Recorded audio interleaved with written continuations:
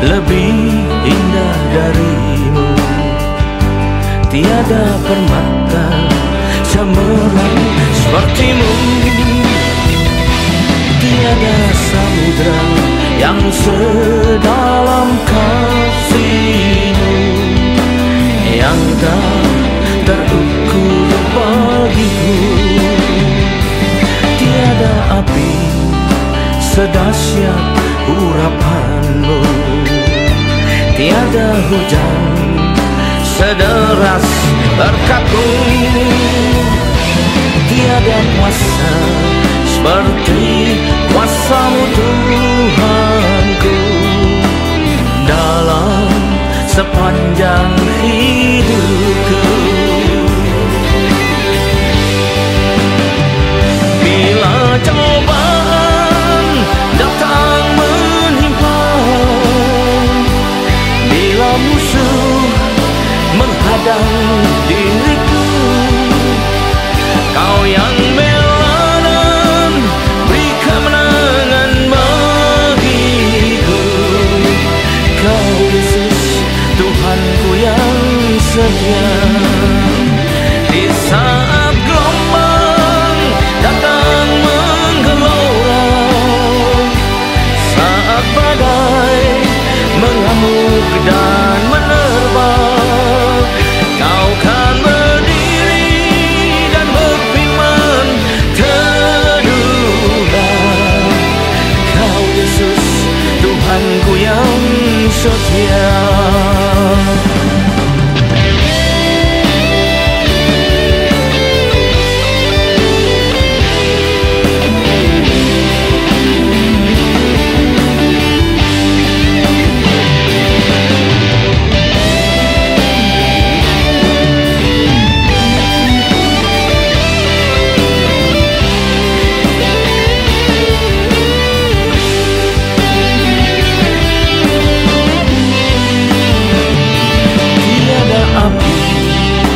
Sedahsyat urapanmu, tiada hujan sederas berkatmu. Tiada kuasa seperti kuasamu Tuhanku, dalam sepanjang hidupku. Bila cobaan datang menimpa, bila musuh menghadang diriku, Kau yang bela dan beri kemenangan bagiku. Kau Yesus Tuhanku yang setia. Di saat gelombang datang menggelora, saat badai mengamuk dan menerpa, Kau kan berdiri dan berfirman, teduhlah. Kau Yesus Tuhanku yang setia. Kau Yesus Tuhanku yang setia. Kau Yesus Tuhanku yang setia.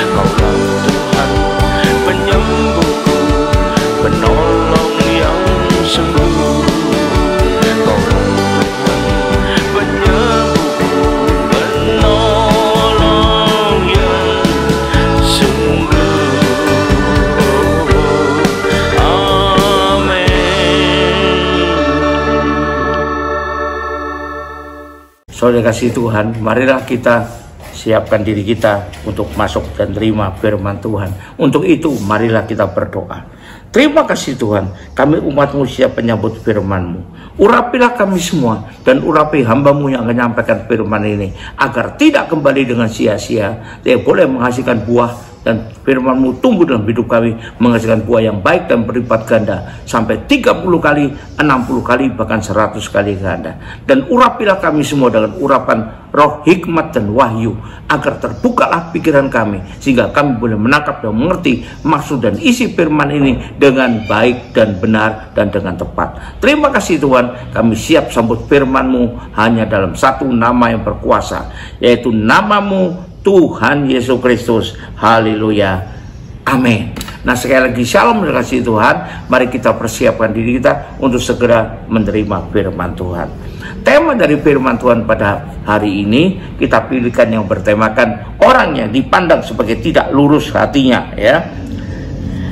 Orang yang dipandang sebagai orang yang tidak lurus hatinya. Nah, orang-orang banyak yang mengatakan bahwa hati adalah pancaran kehidupan. Juga Alkitab mengatakan serupa dengan itu, ya. Jika hati kita lurus, maka jalan dan berkat kita juga lurus, ya. Sebaliknya kalau hati kita bengkok, bercabang, tidak lurus, maka hidup kita, berkat kita juga bakal tersendat.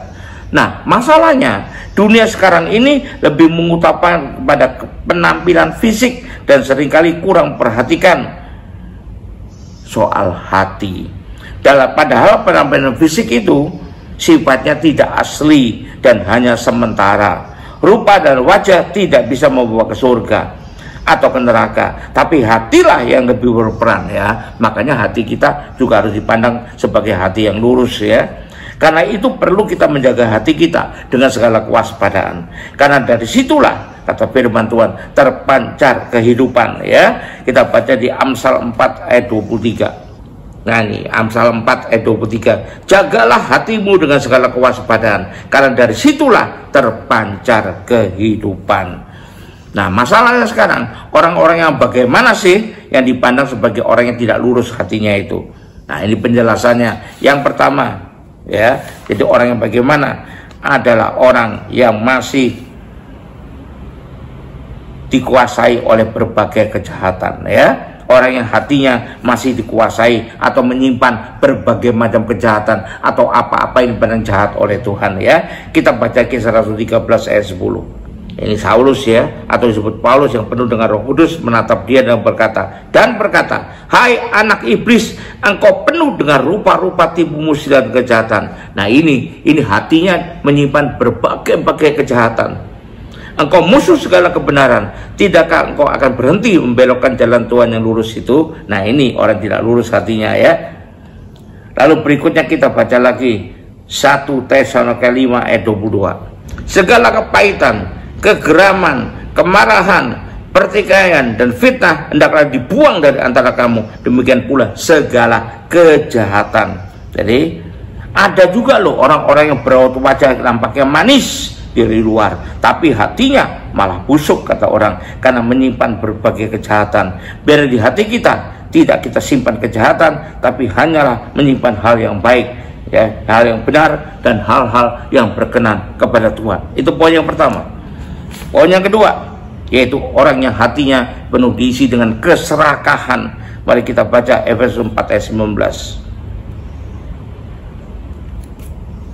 Hatinya menyimpan berbagai keserakahan. Secara spesifik kita sebutkan, ya, ini apa yang disimpan di kejahatan. Salah satunya adalah keserakahan. Efesus 4 ayat 19. Perasaan mereka telah tumpul sehingga mereka menyerahkan diri kepada hawa nafsu dan mengerjakan dengan serakah segala macam kecemaran. Nah, itu, ya. Lalu pasal 5 ayat 5 mengatakan, karena itu ingatlah ini dengan baik-baik. Tidak ada orang sundal, orang cemar, atau orang yang serakah, artinya penyembah berhala, yang berbagian dalam kerajaan Kristus dan Allah. Kenapa ada penyembah berhala? Karena itu berarti dianggap sebagai penyembahan berhala juga, ya.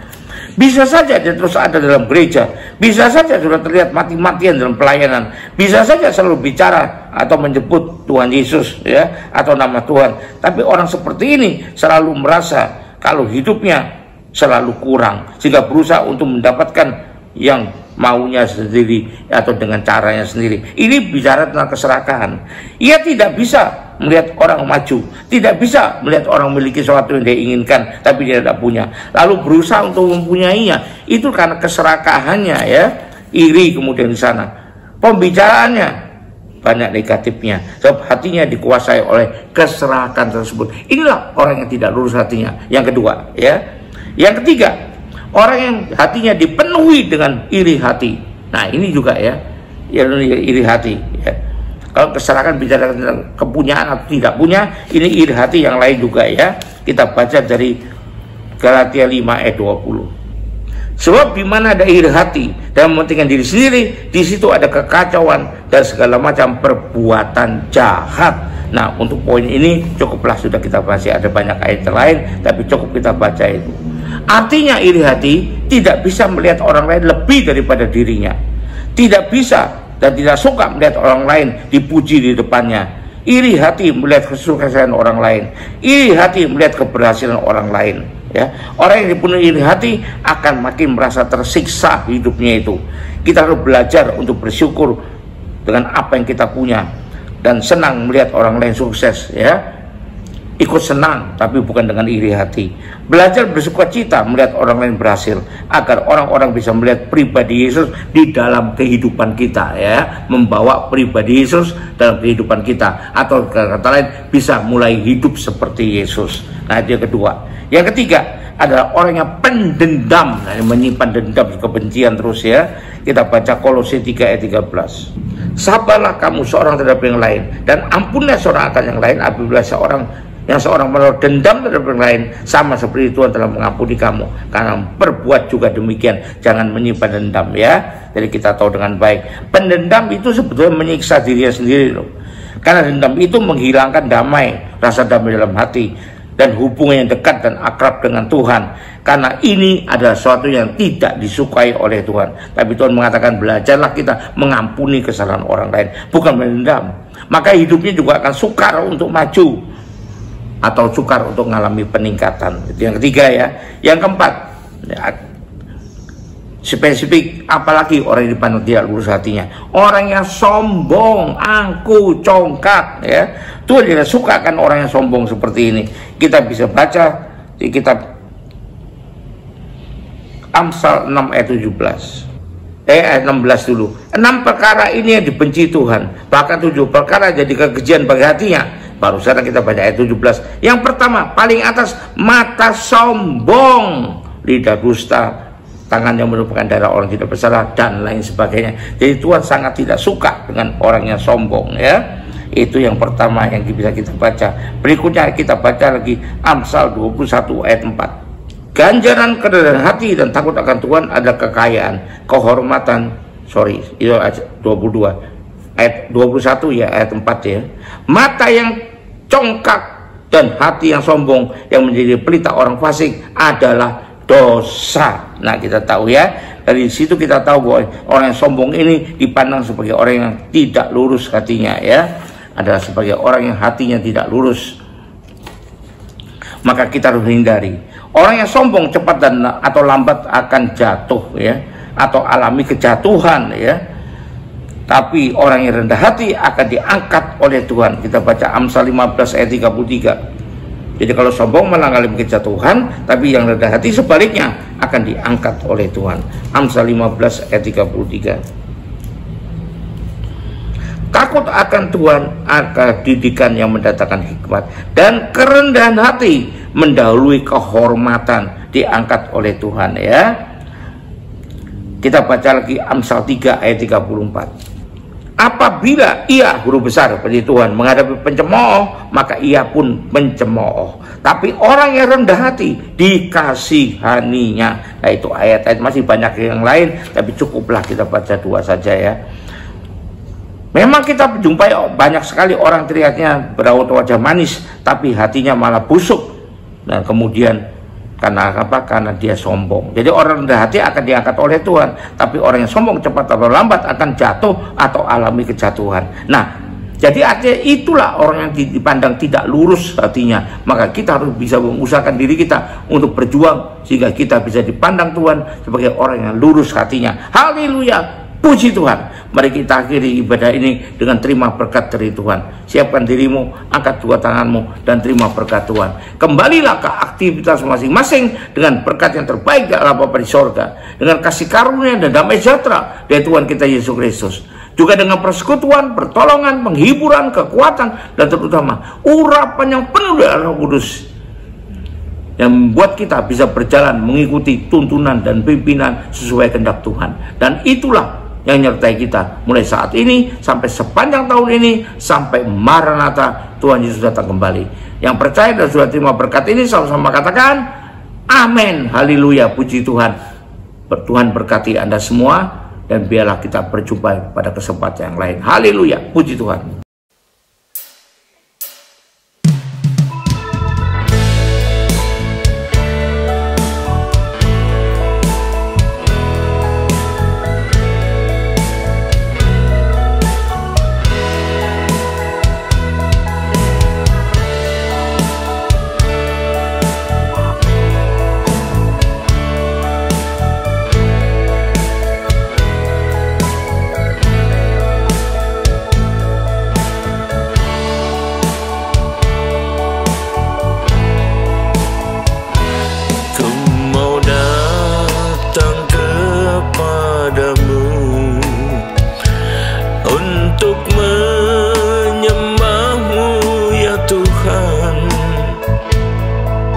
Menaikkan syukurku atas kemurahan Tuhan.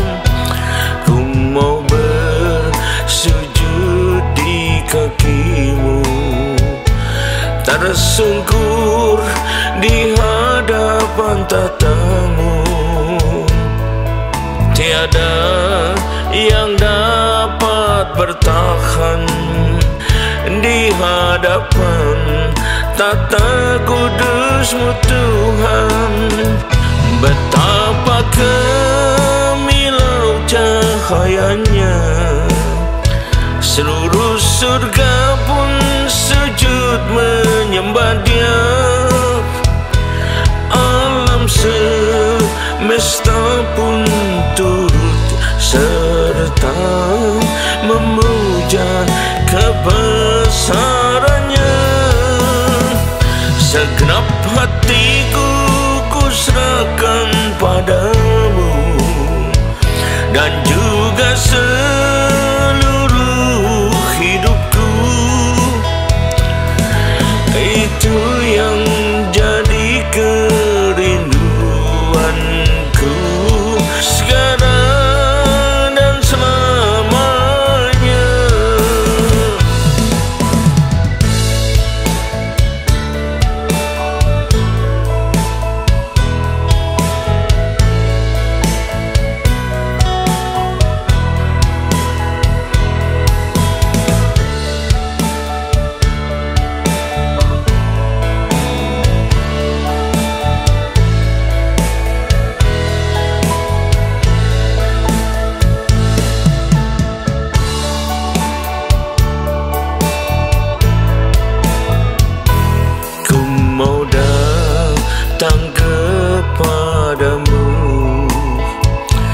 Untuk menyembah-Mu ya Tuhan,